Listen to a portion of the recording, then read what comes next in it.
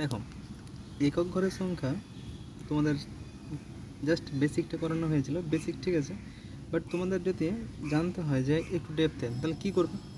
দেখো, unit digit method একটা শেখার খুব জিনিস হচ্ছে ইউনিট ডিজিট, মানে একক ঘরে যে সংখ্যাটা আছে সেটা, মানে যেমন সিম্পল 2 আর 4 গুণ করলে 6, তাহলে একক ঘরই আছে যেহেতু 2 ঘর নেই। যেমন 12 আর 24 যদি করতে হয়, তাহলে একক ঘরের সংখ্যাটা নিয়ে আমরা কাজ করব। কত হলো? 8। তারপরে 3টে সংখ্যা বের করলাম, 3 নং 27, 27-এর আবার 27-এর মধ্যে শুধুমাত্র 7 নিলাম, তা 7 দুগুণে 14, শুধুমাত্র 4 নিলাম, তাহলে অ্যান্সার কী হলো? 4। তাহলে একক ঘরের সংখ্যা যখন বের করতে হবে, শুধুমাত্র আমরা কী নিয়ে কাজ করব? একক ঘরের সংখ্যা। যেমন কি তোমাদের একটা জিনিস এটা মনে রাখা দরকার, যদি 5 আর যদি কোনো জোড় সংখ্যা থাকে, তাহলে বাঁ দিকে যতই কিছু থাক না কেন, শুধুমাত্র আমরা শূন্য ছাড়া কিছু আসবে না। 5 থাকতে হবে আর যে কোনো জোড় সংখ্যা থাকতে হবে, আর গুণ আকারে থাকলে পুরোটাই লাস্ট একক ঘরের সংখ্যাটা কী হবে? শূন্য হবে।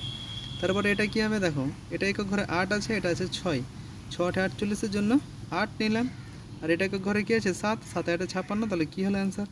6। ঠিক আছে, এইগুলো সিম্পল অ্যান্সার। একক ঘরে মানে একক ঘরটা। তারপর দেখো, এত বড় সংখ্যা, এত বড় সংখ্যার মধ্যে আমরা কী লক্ষ্য করব?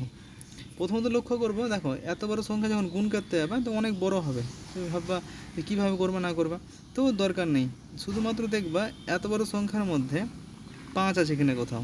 তুমি বলবে হ্যাঁ আছে। কোথায় আছে? এইখানে আছে, 5 আছে। এবার 5 সিস্টেমটা, একটা 5-এর সিস্টেম খুব ভালো, যে 5-এর সঙ্গে যদি জোড় সংখ্যা যদি থাকে, গুণ থাকে, তাহলে সেটা কি হবে? শূন্য হবে, 5 দুগুণে 10। আর যদি 5-এর সঙ্গে বিজোড় সংখ্যা থাকে, 5-এর সঙ্গে বিজোড় সংখ্যা থাকে, তাহলে কি হবে? তাহলে হবে 5। বুঝতে পেরেছ? তাহলে 5-এর সঙ্গে জোড় থাকলে 0, 5-এর সঙ্গে বিজোড় থাকলে 5। তাহলে এখানে দেখো কোথায় কিছু আছে? বিজোড় বিজোড় বিজোড় বিজোড় বিজোড় বিজোড় বিজোড়, আর দেখার কিছু নেই, শুধুমাত্র বলবা একক ঘরের সংখ্যা শুধুমাত্র 5 হবে। নাহলে তুমি এভাবে করতে পারো, যেটা শিখেছ, 7 3 7 21, 21-এর 1, এই 1 গুণিত 7, তাহলে 7, 7 9 63, 3, ঠিক আছে, 63 3। তারপরে 3 5 15, 5 5 1 5, 5 9 45, 5 5 1 5। তার মানে কি হলো? তাহলে একক ঘরের সংখ্যা হয়ে গেল 5। কিন্তু আমি শিখলাম কি, যে 5 যদি থাকে, যদি জোড় সংখ্যা থাকে তাহলে 0 হবে, বিজোড় সংখ্যা থাকলে হবে 5। সিম্পল। তারপরেরটা দেখো, এখানে কি আছে? এখানে আছে 2, 6 দুগুণে 12, 7 দুগুণে 14, তারপরে 14-এর জন্য 4 পেলাম, 12-এর জন্য 2 পেলাম, তো 3 4 12, 12-এর কত নেব? 2, তো 2 হচ্ছে একক ঘরের সংখ্যা, অ্যান্সার হয়ে গেল। এবার যেটা হচ্ছে, যদি কোনো সংখ্যার পাওয়ার থাকে, যদি পাওয়ার থাকে তাহলে কী হবে? যেটা সমস্যা সবচেয়ে বেশি ক্রিয়েট করবে এটাই, যে পাওয়ার থাকলে কীভাবে করব। যেমন লক্ষ্য করে যদি দেখো ভালো জিনিসটা, যে 2 1 মানে 2, 2 টু দি পাওয়ার মানে 2 স্কোয়ার মানে 4, 2 কিউব মানে 8, 2 4 16, সেম এরকম সব লেখা আছে। দেখবা এদের 5 নম্বর পদটা, মানে যদি ধরো নাও 2 টু দি পাওয়ার 5 হয়, তাহলে কত আসবে? দেখবা 32 আসবে, মানে আবার সেই 2। 3 টু দি পাওয়ার 5 কত আসবে? 343, 3 আর 24, সরি 243, 243। তাহলে 7 টু দি পাওয়ার 5 কত আসবে? অনেক আসবে, লাস্ট শুধুমাত্র মনে রাখবা 1-এর সঙ্গে 7 গুণ করে লাস্টে যাই হোক 7 আসবে। এরকম 8 টু দি পাওয়ার 5ও সেম আসবে, 6 8 48, মানে শেষে কত আসবে? শেষে 8 আসবে। বোঝা গেল? তাহলে আমরা কি বললাম, দেখো একটা জিনিস দেখো, এদের ফার্স্ট পদ দেখো আর লাস্ট পদ দেখো, ফার্স্ট পদ আর লাস্ট, মানে 3 to the power 1, 3 to the পাওয়ার 5 একই আসছে, মানে এটাকে তো আমরা কনফার্ম হয়ে গেলাম। তাহলে এদের মানে চারটা পরপর, মানে 2 টু 1, 2 স্কোয়ার, 2 কিউব, 2 4 যা আসবে 5 নম্বরে একই আসবে। ঠিক আছে, 5 নম্বরে একই কার কার? 2 8 3। এটা সাজানো হয়েছে, সাজানো কেন হয়েছে লক্ষ্য করে দেখো, 2-এর 1-এ যেটা, সেটা হচ্ছে কি 8-এর 3-এ, আর যেটা 8-এর 1-এ সেটা হচ্ছে 2-এর 3-এ, আর 4 4 সমান সমান 6 সমান সমান। তারপরে সেম জিনিস কি, 3-এর যেটা 1-এ সেটা 7-এর হচ্ছে 3-এ, যে 7-এর যেটা 1-এ সেটা হচ্ছে 3-এ, আর এটাও সমান সমান। এটা এইগুলোর কোনো ইফেক্ট পড়ে না, এগুলো কি 1, 5, 6-এর কোনো রকম ইফেক্ট পড়ে না একক ঘরের সংখ্যায়, যাই হবে না কেন মাথায় ওইগুলোই হবে। তারপরে 4 আর 9-এর ক্ষেত্রে কি বলেছি, জোড় সংখ্যা বিজোড় সংখ্যার দিকে তাকাতে বলেছি। জোড় হলে চেঞ্জ হবে, বিজোড় হলে চেঞ্জ হবে না, ঠিক আছে। জোড় হলে চেঞ্জ হবে, বিজোড় হলে চেঞ্জ হবে না, ঠিক আছে। দেখে নাও একটু, দেখো বের করার সময় কীভাবে করবা, যদি এরকম থাকে, এটাই থাকে কি 7 টু দি পাওয়ার 153 আর 300 গুণিত 341 টু দি পাওয়ার 72।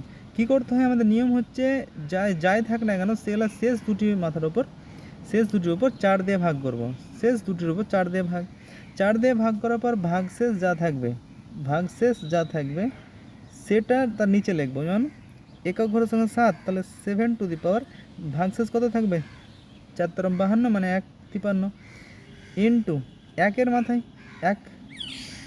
মাথায় কি 1, 5, 6 গুণ করার কোনো দরকার নেই, 1, 5, 6 থাকলে ডাইরেক্ট বলবো একই হবে, 1-এর 5-এর 6-এর যাই থাক একই হবে। তাহলে কত হলো 7 টু দি পাওয়ার 1 7, 7 গুণিত 1 7, তাহলে একক ঘরের সংখ্যা কত হবে 7। এই যে 4 দিয়ে ভাগ করার নিয়ম কত কার বেলায় করব, আমি এক্ষুনি বলেছি আবারও বলছি 2, 3, 7, 8 এই 4টা জিনিস থাকলে শুধুমাত্র আমরা 4 দিয়ে ভাগ করার কথা বলবো, তাছাড়া ভাগ করার কথা বলবো না।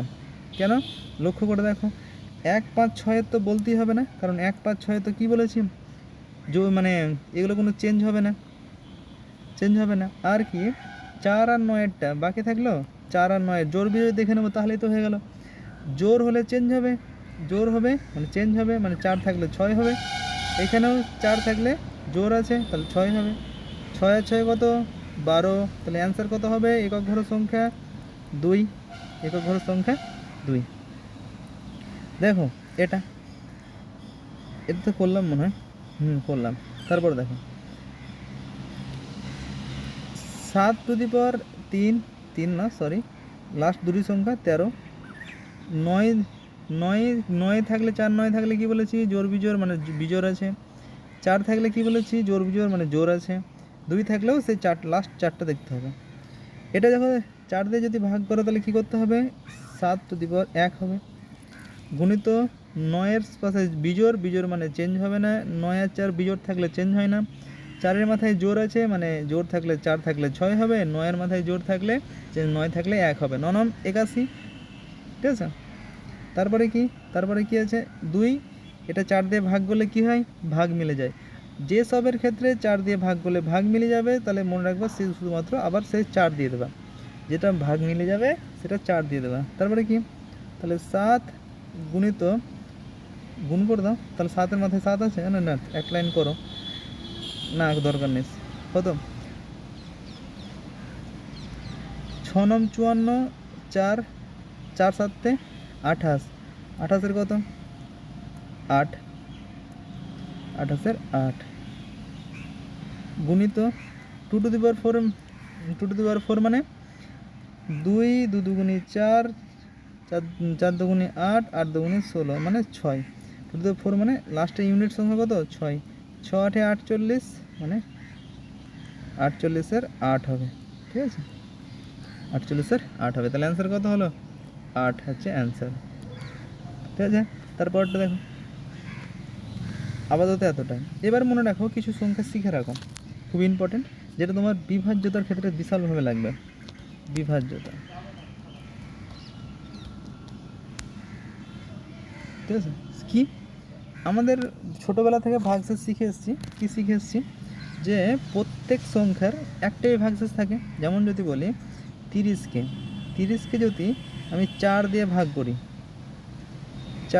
করি তাহলে বলবো 4 7 28, ভাগশেষ থাকলো 2, ঠিক আছে। তাহলে আমি বললাম কি 30কে যদি 4 দিয়ে ভাগ করি তাহলে ভাগশেষ কত পাবো আমরা বলবো 2। এবার আমি বললাম যদি 8 7 ঘর মানে নামতে করেছি সেই জন্য বললাম 2। আমি যদি 30কে 30কে যদি আমি বলতাম এক ঘর বেশি নামতে পার মানে 8, তাহলে কি বলতাম, তোমরা কি বলতা 32 হতো। 32 হলে কত বেশি, 2 বেশি। তাহলে আমরা এটাকে বলতে পারি যে এর ভাগশেষ 2 অথবা -2। তোমরা বলো -2 কেন, এটা তো কোনো শুনিনি। কারণ কি আমাদের ভাগশেষ মানে কি বোঝায়, যে আমাদের এই সংখ্যাটা নিচের সংখ্যাটা 7 বার গুণ হয়েছে প্লাস ওটার সঙ্গে 2 যোগ হয়েছে। আমি নিচের সংখ্যাটার সঙ্গে 8ও গুণ করতে পারি, যেটার সঙ্গে বলতে পারি 2 মাইনাস। সেই জন্য সেরূপ মানে প্রত্যেক সংখ্যার ধরে নাও প্রত্যেক সংখ্যার 2টি ভাগশেষ থাকে। যেমন 15 বলি, 15 3 4 12 মানে +3 ভাগশেষ। আর নিচেরটা কী হবে, 16 4 4 16 -1, 2টি ভাগশেষ। কেন বের করছি তোমরা দেখুন বুঝে যাবে। ধরে নাও এটা আছে 15 গুণিত 17, 15 গুণিত 17 যদি 4 দিয়ে ভাগ করতে বলে, 15 গুণিত 17 4 দিয়ে ভাগ করতে বলে, তোমরা আগে ভাগশেষ বলো, ভাগশেষ নির্ণয় করো। যদি জিজ্ঞেস করে ভাগশেষ নির্ণয় করো, তাহলে কি করবে তোমরা? প্রথম কথা আসবে যে তোমরা এটা প্রথমে গুণ করবা, গুণ করার পর 4 দিয়ে ভাগ করবা, দিয়ে তোমাদের একটা অ্যান্সার বেরোবে, ঠিক আছে? এবার আমি তো বলছি গুণ না করে কীভাবে হবে, দেখো কী হবে। এটা যদি বলি 4 4 16 মানে -1 আছে, এটা কি 4 4 4 16 +1, তাহলে উপরে কত থাকলো -1/4। -1 তো কোনোদিন কারো ভাগশেষ হতে পারে না। যদি মাইনাস ভাগশেষ থাকে তাহলে কি করবা, নিচের থেকে বাদ দিয়ে দেবা, মানে 4 থেকে -1 বাদ মানে হচ্ছে 3 হচ্ছে ভাগশেষ। এবার এই জিনিসটা সেম জিনিসটা তোমরা কি করবে, বড় পদ্ধতিতে করে দেখাচ্ছি তোমাকে।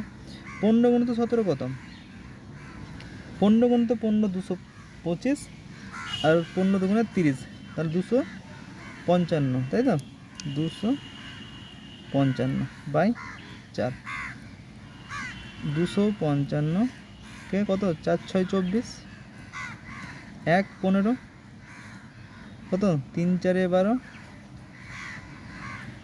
ভাগশেষ কত থাকলো 3, অ্যান্সার এলো। তোমাদের এটা গুণ করতে হলো, গুণ করে এটা করতে হলো, তারপরে আসলো। এবার যদি তুমি শর্ট পদ্ধতি শেখার কারণটা কি, কারণ হচ্ছে এগুলো পরীক্ষায় আসতে পারে এবার। কারণ ডব্লিউপি প্রত্যেকবার একটা করে দুটো করে নতুন একটা প্যাটার্ন দিয়ে দিচ্ছে, যেটা ধরো সেন্ট্রাল প্রতিনিয়ত ফলো করে, কিন্তু এটা সেন্ট্রাল ফলো করে, বাট ওই বেঙ্গল ফলো করতো না বলেই এসব কেউ প্র্যাকটিসও করাতো না। প্র্যাকটিসটা কেন দরকার, কারণ এখন মানে বেঙ্গল কি বলছে যে কিছুটা না হলেও তুমি একটা দুটো প্যাটার্ন কমসে কম শিখে রাখো। যেমন উৎপাদক নির্ণয়, তোমাদের এটা পড়ার চান্স এবার বিশালভাবে। উৎপাদক, ঠিক আছে, কতগুলি উৎপাদক আছে, বিশালভাবে ইম্পর্টেন্ট, ঠিক আছে, এ হচ্ছে ব্যাপার। তারপরে দেখো এবার যদি এরকম সংখ্যা তোমরা অনেকবার লক্ষ্য করেছো হয়তো, যে ধরে নাও আমি বললাম 17/18, 17/18 এর ভাগশেষ কত হবে, আমি বললাম ভাগ তো যাবে না, তার মানে ভাগশেষ হচ্ছে 17, ঠিক আছে। আমি বললাম ভাগশেষ এটাও তো 18 তাহলে -1 হতে পারে না, আর তুমি বলবা হ্যাঁ পারে। বললাম ঠিক আছে, তাহলে দাও, তাহলে দুটো ভাগশেষ, একটা হচ্ছে 17 প্লাস একটা -1। তাহলে আমি যদি বলি 17² তা 18, এটার ভাগশেষ কত হবে? তাহলে অনেক সময় তোমরা বলবা 17 গুণিত 17/18, তাহলে এটার ক্ষেত্রে কত আসবে -1, এটার ক্ষেত্রেও -1, মানে কত মাইনাসে মাইনাসে +1, তার মানে তুমি বলবা ভাগশেষ কত আসবে 1, এটা আসবে।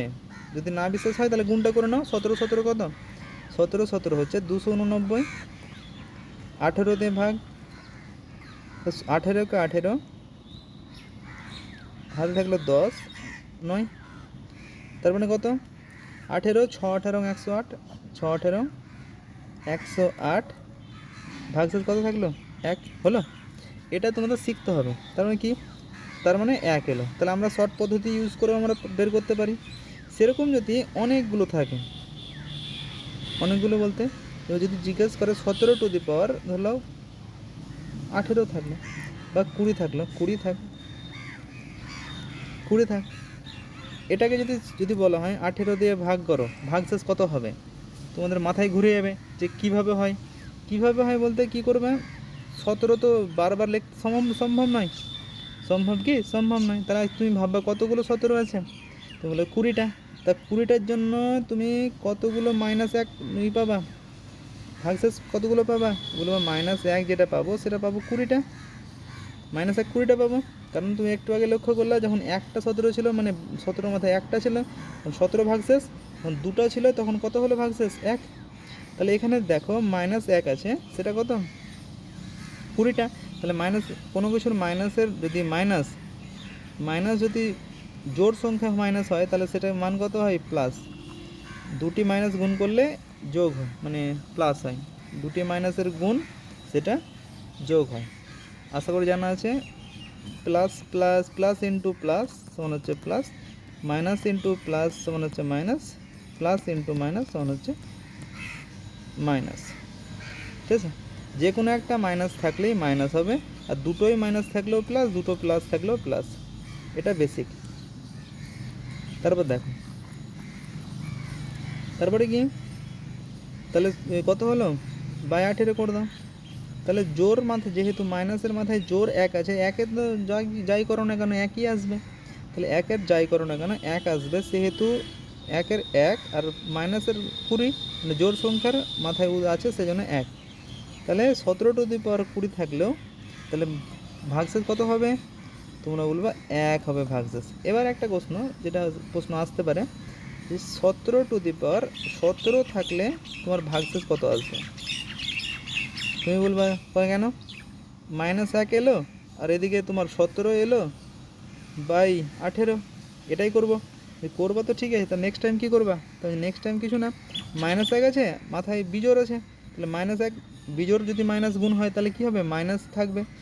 আর 1 তো 1-এর মাথায় যাই থাকে না কেন 1, তাহলে কোনো কিছুর ভাগশেষ কি মাইনাস হতে পারে, তুমি বলবা না। তাহলে কি করব, নিচে যেটা থাকবে সেটা থেকে বাদ দিয়ে দেবো। তাহলে 18 থেকে -1 বাদ দিলে কত হবে ভাগশেষ, 17 ভাগশেষ হবে। কারণ জানি আমরা প্রত্যেক জিনিসের দুটো ভাগশেষ,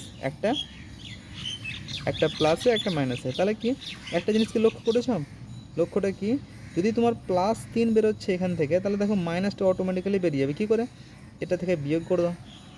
যদি তোমার মাইনাস বেরো থাকে তাহলে মাইনাসটা এখান থেকে বিয়োগ দিয়ে দাও, উপরে প্লাসেরটা পেয়ে যাবে, প্লাসটা বিয়োগ দিয়ে দাও, মাইনাস পেয়ে যাবে। মানে ভাগফল, মানে মেন কথা ভাজক থেকে যে কোনো একটা বাদ দিলেই আমরা পরেরটা পেয়ে যাচ্ছি। ঠিক আছে, তো একটা বড় কোশ্চেন যদি আসে এরকম তোমাদের, যে যে ধরে নাও যে কোনো একটা কোশ্চেন, কি ধরবে, 51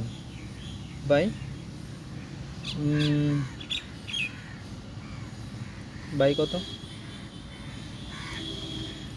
বাই 50। ঠিক আছে, তাহলে কী হবে, তুমি বলবা এখানে তো +1 আছে, তার মাথায় তো 31 হবে, কারণ ভাগশেষ তো এটাই দিয়ে হয়। তাহলে +1 থাকলে তো কোনো সমস্যাই নেই, তাহলে +1 অ্যান্সার। আচ্ছা ঠিকই আছে।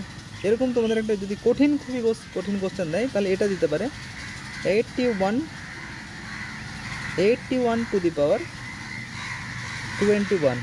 বাই 20।